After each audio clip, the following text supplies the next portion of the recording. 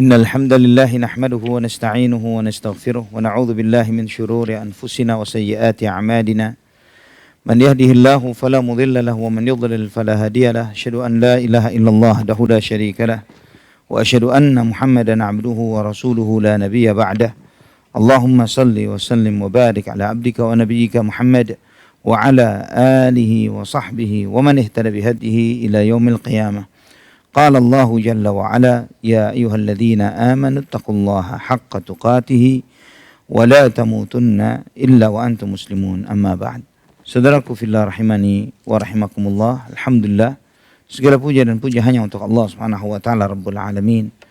Allah Subhanahu wa taala yang telah memuliakan kita dengan Islam. Allah Subhanahu wa taala memuliakan kita dengan Al-Qur'an dan Sunnah. Allah Subhanahu wa taala memuliakan kita dengan segala syariat yang di dalam semua perintah Allah Subhanahu wa taala memberikan kepada kita segala kebaikan dunia dan kebaikan akhirat. Juga pada saat ini walillahil hamd, kita termasuk di antara hamba-hambanya yang menjalankan ibadah puasa Ramadan di tahun ini. Kita berharap kepada Allah Subhanahu wa taala semoga taufik dan hidayahnya senantiasa selalu pada diri kita sehingga kita bisa menjalankan segala perintah ini, menjalankan ibadah puasa Ramadan dengan sebaik-baiknya. Dengan karena iman, mengharap pahala dari Allah Subhanahu wa taala. Kita berharap semoga kita termasuk yang bisa menegakkan qiyam Ramadan, yaitu salat malam, salat tarawih di bulan Ramadan dengan sebaik-baiknya. Dengan karena iman dan mengharap pahala dari Allah Subhanahu wa taala. Juga kita mengharap kepada Allah Subhanahu wa taala semoga kita termasuk di antara hamba-hambanya yang mendapatkan keberuntungan untuk menghidupkan malam Lailatul Qadar. Sehingga insyaallah ya Rabbana ya Karim, kita termasuk di antara hamba-hambanya yang mendapatkan kebahagiaan berupa ampunan Allah Subhanahu wa taala. Karena tidak ada musim, tidak ada momen di mana Allah Subhanahu wa taala sedemikian besar mengobrol ampunan, rahmat dan kasih sayangnya seperti di bulan Ramadan ini. Sehingga hampir dikatakan hampir mustahil seorang muslim dia menjalankan semua haknya Ramadan, yaitu seperti salat, seperti puasa dan menjaga salatnya misalnya. Termasuk juga dia berusaha untuk menghidupkan malam-malam di bulan Ramadan ini dengan membaca Al-Quran, dengan sholat tarawih dan yang semisalnya. Hampir mustahil orang tersebut tidak mendapatkan ampunan Allah Subhanahu wa taala. Artinya begitu mudahnya ampunan itu diraih di bulan ini sampai Nabi SAW menyebutkan walillahi kulla yaumin wa lailatin utaqa'u minan nar, bahwa ada setiap harinya, di setiap hari dan malam selama bulan Ramadan Allah Subhanahu wa taala mengampuni dan memerdekakan hamba-hambanya dari api neraka. Tidak cukup sampai di sana, walillahi walikulli muslimin kulla yaumin wa lailatin du'aan mustajab, bahwa bagi setiap muslim setiap malam, setiap siang mereka ada doa yang mustajab, doa yang dikabulkan oleh Allah Subhanahu wa taala ketika mereka sedang menjalankan ibadah puasa. Oleh karena itulah ikhwafillah, di antara keutamaan besar di bulan Ramadan ketika kita menjalankan ibadah puasa adalah dengan memperbanyak doa. Dan itu di antara hikmah. Ketika kita membaca di dalam rangkaian ayat-ayat puasa dari surat Al-Baqarah ayat 183 dan seterusnya. Di dalam rangkaian ayat-ayat ini Allah Subhanahu wa taala memasukkan firman-Nya, menyampaikan di dalam firman itu, wa idza sa'alaka ibadi anni fa inni qarib ujibu da'watad da'i idza da'ani falyastajibuli wal yu'minu bi la'allahum yarshudun. Dan ketika hambaku bertanya kepadamu tentang aku, maka sesungguhnya aku dekat. Aku mengabulkan permohonan hambaku tatkala dia meminta kepadaku, maka hendaklah mereka menyambut seruanku dan beriman kepadaku agar mereka mendapatkan petunjuk. Allah Subhanahu wa taala menegaskan kepada Nabi sallallahu alaihi wasallam ketika menjawab pertanyaan hambanya. Sebagian manusia bertanya kepada Rasulullah, ya Rasulullah, apakah Allah Subhanahu wa taala itu jauh sehingga kita harus menyerunya, memanggilnya dengan suara yang lantang? Ataukah Allah itu dekat dengan kita sehingga kita cukup dengan bermunajat, dengan berbisik, dan itu pun sudah didengar oleh Allah Subhanahu wa taala? Untuk menjawab pertanyaan ini, Allah Subhanahu wa taala tidak menyampaikan kepada Nabi Muhammad SAW, jawab wahai Muhammad. Allah tidak mengatakan katakan wahai Muhammad, tapi Allah Subhanahu wa taala sendiri yang menjawab kepada kita, fa inni qarib, aku dekat. Allah dekat. Tanpa perantara Nabi Muhammad SAW. Oleh karena itulah ini juga di antara hikmah sebagaimana disampaikan oleh banyak para ulama yang menyampaikan bahwa ketika bicara syariat, berulang-ulang Allah selalu menjawab, yas'alunaka 'anil mahid. Mereka bertanya kepadamu tentang darah haid. Qul huwa adza. Katakanlah, ada kata qul, katakanlah. Yas'alunaka 'anil anfal. Mereka bertanya kepadamu tentang harta rampasan perang. Qul, katakanlah. Dan banyak seperti itu di dalam Al-Quran. Tapi ketika bicara tentang ibadah dan doa, Allah tidak mengatakan katakan. Tapi Allah menjawab sendiri, fa inni qarib. Aku dekat.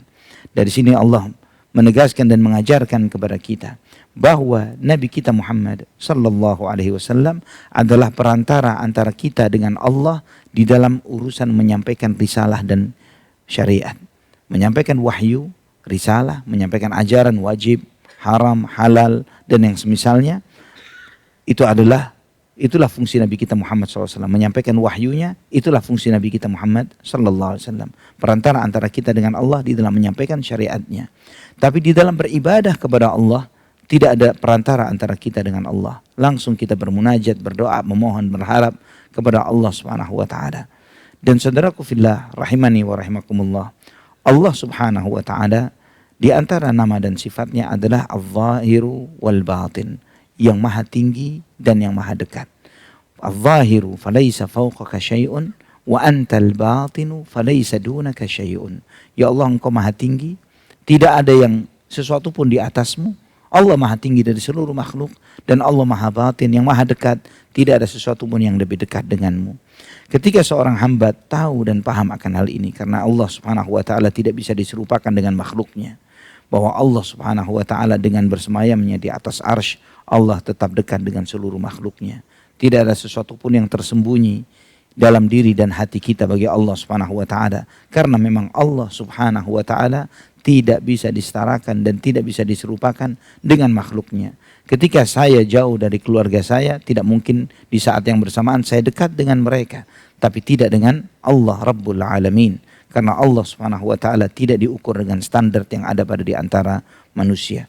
Nah, ketika seorang muslim meyakini Allah maha dekat, ikhwatal iman, maka dia akan terus bermunajat, dia akan terus memohon, dia akan terus memelas, meminta, berharap kepada Allah Subhanahu wa Ta'ala.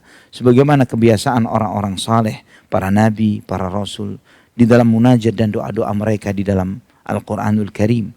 Allah contohkan banyak kisah dan doa para nabi, yang itu semuanya mengajarkan kepada kita bahwa perasaan dekat dengan Allah akan menumbuhkan rasa harap yang sangat tinggi kepada Allah, di saat yang bersamaan rasa takut yang tinggi kepada Allah Subhanahu wa Ta'ala.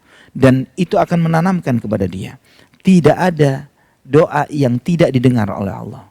Mustahil ada doa yang tidak didengar oleh Allah, karena Allah maha mendengar, Allah maha dekat.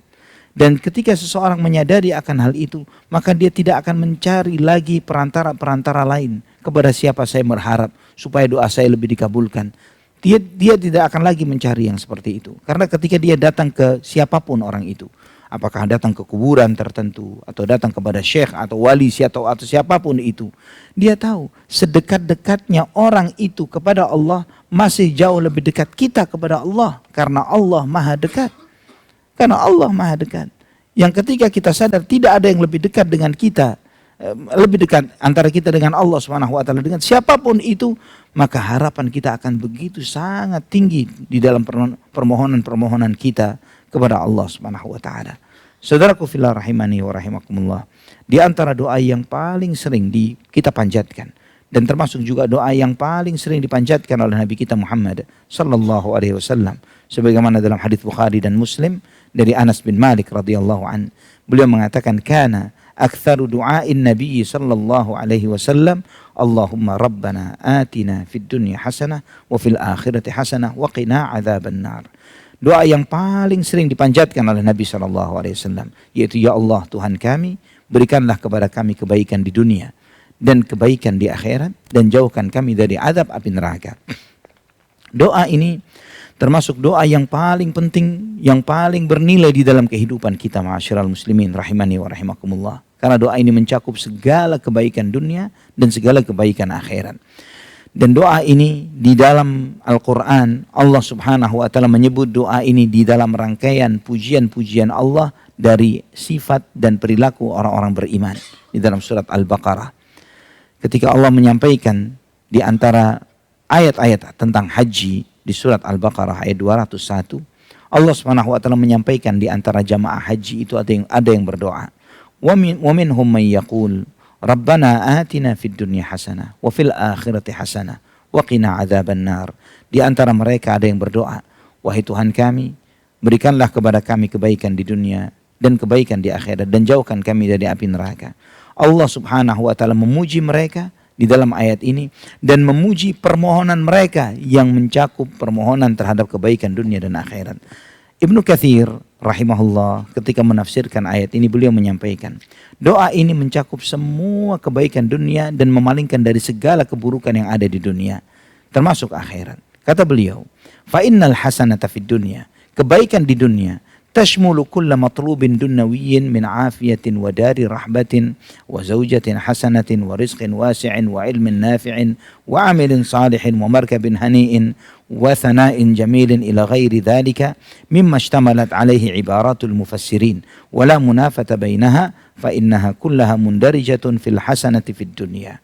Kata beliau, karena kebaikan di dunia itu mencakup semua yang diharapkan dari segala kebaikan di dunia, apakah itu berupa kesehatan, rumah yang nyaman, istri yang baik, rezeki yang luas, ilmu yang bermanfaat, mudah untuk beramal saleh, kendaraan yang nyaman, nama yang disebut dengan baik, nama yang baik, ya, nama baik di depan manusia, dan semua hal yang merupakan bagian dari ungkapan para ahli tafsir yang tidak saling menafikan satu dengan yang lainnya, karena semua yang mereka sebutkan termasuk dalam kategori kebaikan di dunia.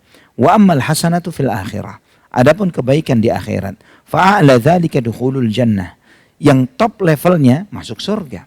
Wa tawabi'uhu minal amni minal faza'il akbar fil arasat, termasuk juga apa yang menjadi konsekuensi dari kebaikan di akhirat, yaitu diberi keamanan ketika di padang mahsyar, diberi keamanan pada saat itu, wa taisiril hisab, dimudahkannya hisab, wa ghairi dzalika min umuril akhirati salihah, dan semua hal yang terkait dengan hal-hal yang baik di akhirat.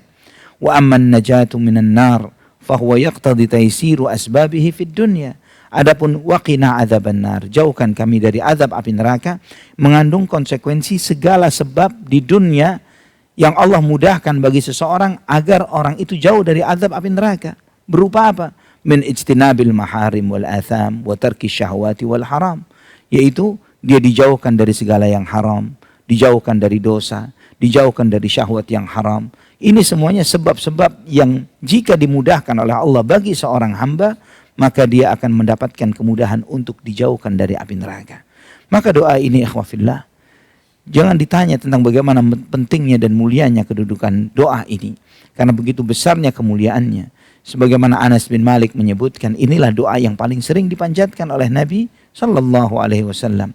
Demikian pula Anas radhiyallahu an, kalau beliau berdoa, beliau selalu berdoa dengan doa ini. Bahkan ketika ada orang lain minta, ya wahai Anas bin Malik, tolong doakan kami, beliau pun berdoa dengan doa ini, yang insyaallah nanti kita akan sebutkan riwayatnya. Abdullah ibn Sa'ib radhiyallahu an meriwayatkan, ketika beliau tawaf bersama Nabi Muhammad sallallahu alaihi wasallam, ketika Nabi SAW melewati rukun Yamani menuju Hajar Aswad, jadi pojok terakhir sebelum Hajar Aswad, itu disebut dengan rukun Yamani. Kemudian setelah pojok itu baru Hajar Aswad. Ketika melewati rukun Yamani sampai Hajar Aswad, beliau hanya membaca doa, Rabbana atina fid dunya hasanah wa fil akhirati hasanah wa qina adzabannar. Ini doa Nabi SAW. Bahkan tidak cukup sampai di situ. Pernah Hubaib ibnu Sahban al-Kahili rahimahullah, beliau menyampaikan, kuntu atufu bil baiti wa Umar bin Khattab yatuf. Aku pernah tawaf mengelilingi Ka'bah, dan di saat itu Umar bin Khattab, pada saat itu beliau menjadi khalifah, juga sedang tawaf. Kata beliau, ma lahu qaulun illa Rabbana atina fid dunya hasanah wa fil akhirati hasanah wa qina adzabannar. Di dalam tawafnya 7 kali putaran ini, Umar tidak ada doa lain kecuali Rabbana atina fid dunya hasanah wa fil akhirati hasanah wa qina adzabannar. 7 putaran semuanya beliau baca doa ini. Tidak ada doa lain. Bisa dibayangkan kita 7 putaran tawaf cuman membaca Rabbana atina fid dunya hasanah wa fil akhirati hasanah wa qina adzabannar. Kemudian Umar berkata kepada Hubaib ibn Sahban, Ketika ada yang bertanya, "Ya Amirul Mukminin, doamu cuman ini saja, nggak ada yang lain?" Kata beliau, "Malahu hijirun ghairaha." Apa yang tidak tercakup di dalam doa ini? Apa yang tidak masuk di dalam doa ini? Muhammad Ibn Hasan Al-Ajurri rahimahullah di dalam kitab beliau yang berjudul Mas'alatut Ta'ifin, beliau menyampaikan, barang siapa yang ingin termasuk di antara mereka-mereka yang khusyuk di dalam tawafnya, khusyuk dan tunduk kepada Allah Subhanahu wa taala di dalam tawafnya, maka hendaklah kesibukan dia dengan hatinya dan lisannya hanyalah Allah Subhanahu wa taala. Sambungkan hati dan lisan kepada Allah Subhanahu wa taala. Walaupun di dalam keramaian dia terpisah dari yang lainnya karena hatinya fokus dengan Allah Subhanahu wa taala. Demikian pula dengan lisannya. Dia berjalan dengan penuh ketenangan, dengan terus berzikir dan hatinya penuh dengan fikir yang terkadang dengan itu muncullah rasa harap kepada Allah. Di saat yang bersamaan muncullah rasa takut kepada Allah Subhanahu wa taala. Dan ketika sampai di rukun Yamani, sampai Hajar Aswad, dia mengatakan, "Rabbana atina fid dunya hasanah wa fil akhirati hasanah wa qina adzabannar." Dia ucapkan itu dengan hati yang penuh dengan pemahaman, dengan rendah diri di hadapan Allah Subhanahu wa taala dan penuh butuh dan harap kepadanya. Kata beliau, "Faman kana fi tawafihi bihadzal wasf rajautu an yujiballahul karimu da'watahu." Barang siapa yang seperti ini tawafnya, aku berharap kepada Allah, Allah akan mengabulkan permintaannya. Wa yarhama ibratahu, dan mengasihi ungkapan yang dia sampaikan. Wa yubahi bihi malaikatahu, dan Allah akan membanggakannya di hadapan para malaikatnya. Wa tu'amminul malaikatu ala du'aihi insyaallah, dan bahkan para malaikat pun akan mengamini doa-doanya insyaallah.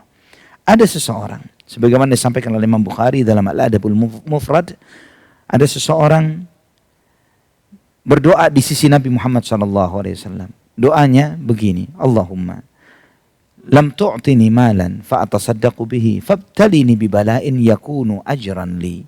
Ya Allah, ketika aku hidup di dunia saat ini, aku tidak punya banyak harta yang dengan itu aku bisa bersedekah. Maka sebagai kompensasinya ya Allah, ujilah aku dengan suatu ujian yang nanti akan menjadi pahala untukku di sisimu. Dia berdoa, karena aku bukan orang kaya sehingga aku bisa sedekah, maka ujilah aku ya Allah dengan ujian yang itu akan menjadi pahala untukku. Ketika Nabi SAW mendengar doa ini, beliau mengatakan, "Subhanallah, la tutiquhu." Subhanallah, kamu gak bakal sanggup, kata Nabi. Kamu tidak akan sanggup menanggung ujian-ujian Allah untuk dirimu. Ala qulta, kenapa engkau tidak meminta, Allahumma atina fid dunya hasanah wa fil akhirati hasanah wa qina adzabannar. Ya Allah, berikanlah kepada kami kebaikan di dunia, kebaikan di akhirat, dan jauhkan kami dari api neraka. Kenapa tidak berdoa begitu saja daripada minta ujian di dunia? Ada satu lagi kasus yang serupa dalam Sahih Muslim. Anas bin Malik menceritakan bahwa beliau menjenguk bersama Nabi SAW, menjenguk seorang Muslim yang sedang sakit, kurus kering orang tersebut.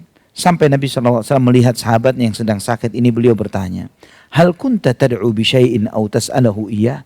Apa kamu pernah berdoa sesuatu?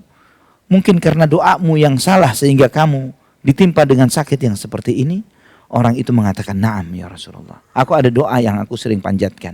Aku sering berdoa, Allahumma ma kunta mu'aqibi bihi fil akhirati fa'ajilhu li fid dunya." Ya Allah, jika nanti engkau ingin mengadabku nanti di akhirat, semua adab di akhirat itu segerakan saja di dunia supaya nanti di akhirat saya enggak kena adab.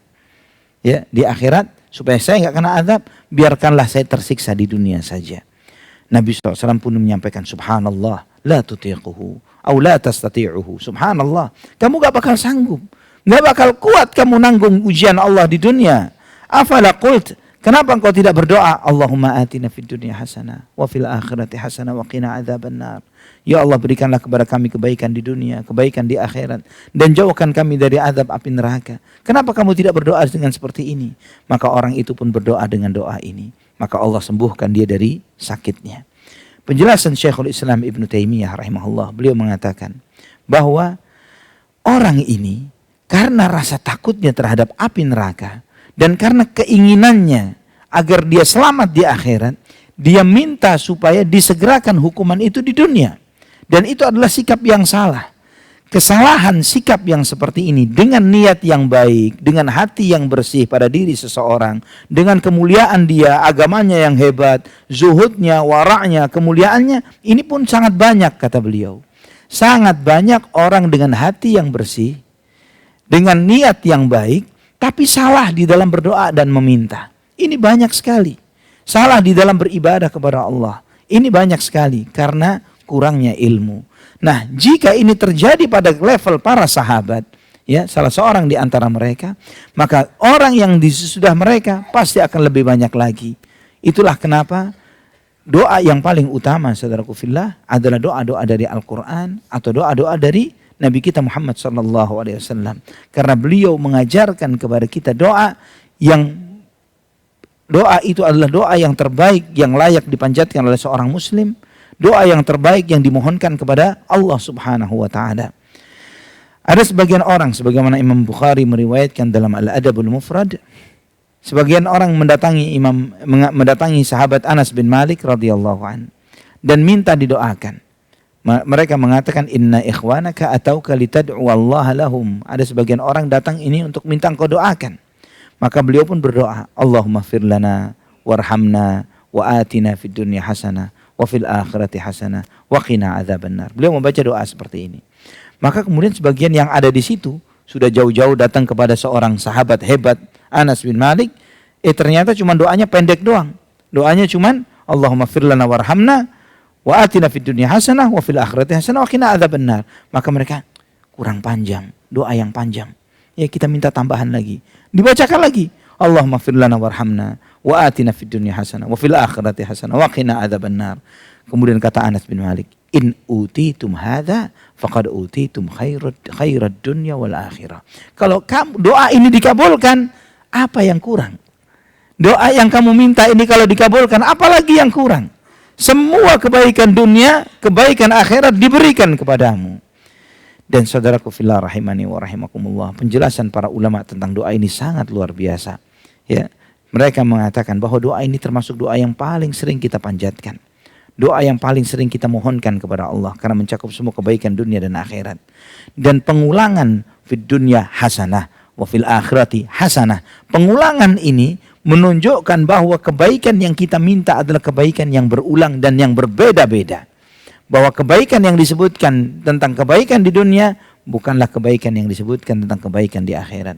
Kebaikan di dunia diantaranya pertolongan Allah, petunjuk dari Allah, kemudahan untuk mendapatkan petunjuk itu, kemudahan untuk beramal, segala kebaikan, diterimanya amal ibadah, itu semua kebaikan di dunia. Dan kebaikan di akhirat pun demikian. Dan saudaraku fillah rahimani wa rahimakumullah, ketika kita meminta dengan nama Rabbana, wahai Tuhan kami. Kata Rabb ini mencakup segala rububiyah Allah Subhanahu wa Ta'ala dan juga mencakup uluhiyahnya.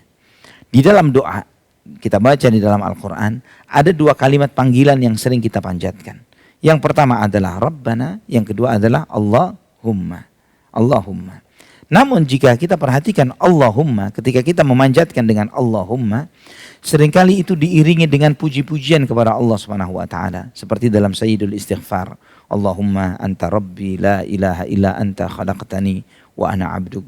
Puji-puji ya Allah, engkau adalah Tuhanku, tidak ada yang berhak disembah selain engkau telah menciptakan aku adalah hambamu. Setelah mengucapkan Allahumma, disertai dengan pujian-pujian. Namun ketika memanggil dengan Rabb atau Rabbana, langsung doa. Seperti misalnya doanya orang-orang beriman, Rabbana ighfir lana dzunubana, ya, di akhir surat Ali Imran misalnya. Atau doanya orang-orang mukmin, doanya Nabi Adam alaihissalam, Rabbana zalamna anfusana. Doanya Nabi Musa alaihissalam, Rabbi inni zalamtu nafsi faghfirli. Ya, doanya Nabi Nuh, Rabbi inni a'udzubika min an as'alaka ma laysa li bihi ilmun. Ya, doa para nabi ketika menyebut dengan Rabb langsung minta. Seperti doanya Nabi kita Muhammad SAW waktu duduk di antara dua sujud, Rabbighfirli, Rabbighfirli, Rabbighfirli, Rabbighfirli. Apa rahasia di balik itu?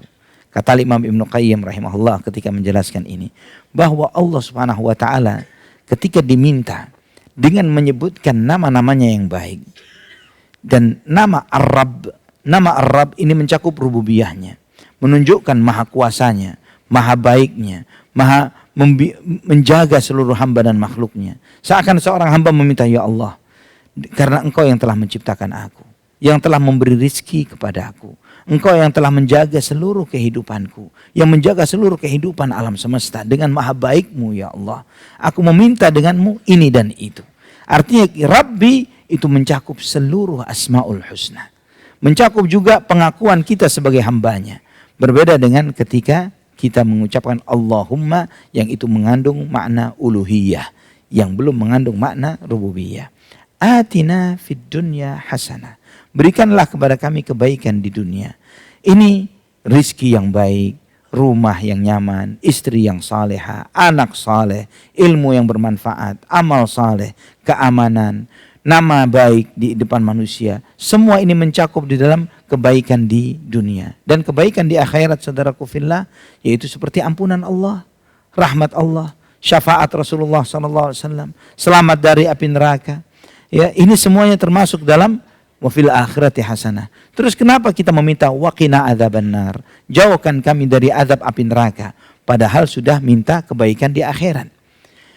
Kata para ulama, di antaranya Al-Imam Ibnu Qayyim rahimahullah dalam Bada'iul Fawaid, beliau menyampaikan, kenapa kita minta dan jauhkan kami dari azab api neraka?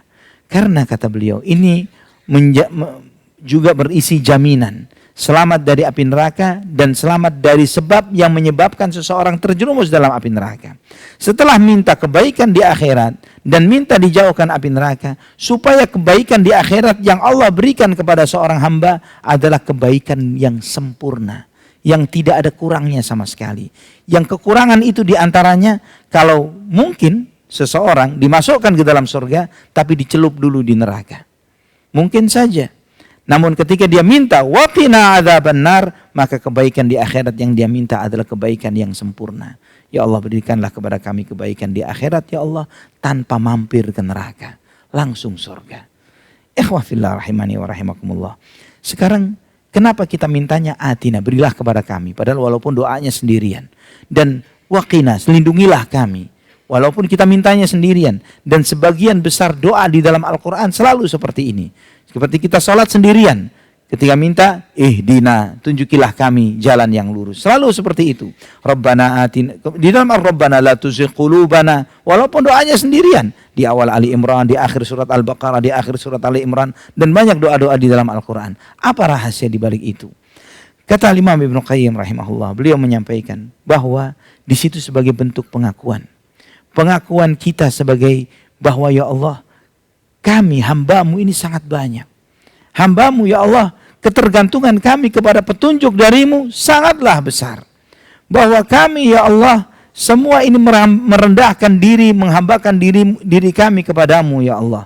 Hambamu yang begitu banyaknya, begitu besar pujian mereka kepadamu ya Allah, itu menunjukkan juga betapa luasnya anugerah dan karuniamu kepada kami ya Allah. Dan juga saudaraku fillah rahimani wa rahimakumullah, makna juga di antara makna di balik Rabbana atina fid dunya hasanah wa fil akhirati hasanah. Ya Allah, berilah kepada kami kebaikan di dunia, kebaikan di akhirat, dan jauhkan kami dari api neraka. Bahwa kehidupan seorang muslim harusnya adalah seperti itu, yaitu hidupnya di dunia baik. Bahwa bukanlah berarti seorang muslim itu harus susah-susah hidupnya di dunia, menderita, kere, sakit-sakitan dan yang semisalnya. Dan kebaikan terbaik di dunia adalah ilmu yang bermanfaat dan amal saleh. Tidak ada yang lebih hebat dari itu. Tidak ada yang lebih hebat melebihi jatah yang telah Allah berikan kepada para nabi, manusia-manusia terbaik, yaitu ilmu yang bermanfaat dan amal saleh. Adapun yang namanya harta, jabatan, kekuasaan, itu sesuatu yang hanya dirasakan di dunia dan berakhir sampai di pinggir kuburan saja. Namun amanah dan tanggung jawabnya akan jauh lebih besar. Berbeda dengan ilmu dan amal saleh yang akan terus ke bawah sampai ke akhirat kelak. Dan juga kedua ya ikhwafillah, bahwa seorang muslim itu selalu berharap pahala dari Allah, berharap kebaikan, berharap surga, takut neraka. Itu sifatnya orang mukmin yang benar. Bukan seperti sebagian orang yang mengatakan, kalau benar imanmu kepada Allah, jangan berharap pahala, jangan mengharap surga, jangan takut neraka. Itu adalah perilakunya para budak, karyawan yang digaji, yang hanya mengharapkan kompensasi dari Allah. Ini asumsi yang salah dari sebagian orang-orang yang beribadah dengan hawa nafsunya tanpa ilmu. Hanya dengan semangat tapi tidak dengan ilmu yang benar. Kalau dia mengikuti ilmu, bagaimana dia menafikan atau menepis mengharapkan surga, menepis untuk takut dari api neraka. Padahal itu sesuatu yang paling banyak dipanjatkan oleh Nabi Muhammad SAW. Terus kemudian ada sebagian umatnya tidak pengen surga, tidak takut neraka. Ini menunjukkan keanehan dari orang-orang ini. Allahul Musta'an. Ini ikhwafillah, sedikit kita tadabbur dari satu doa yang paling sering kita panjatkan di dalam ibadah kita. Namun jangan pernah meremehkan sesuatu yang sering kita panjatkan ini. Ketika kita minta dengan hati yang hadir dan doa itu dikabulkan, maka nasib kita akan berubah dunia dan akhirat. Wallahu ta'ala ala wa alam bisawab. Aqulu qawli hadha. Subhanakallahumma wa bihamdik. Asyhadu an la ilaha illa anta astaghfiruka wa atubu ilaik. Wassalamualaikum warahmatullahi wabarakatuh.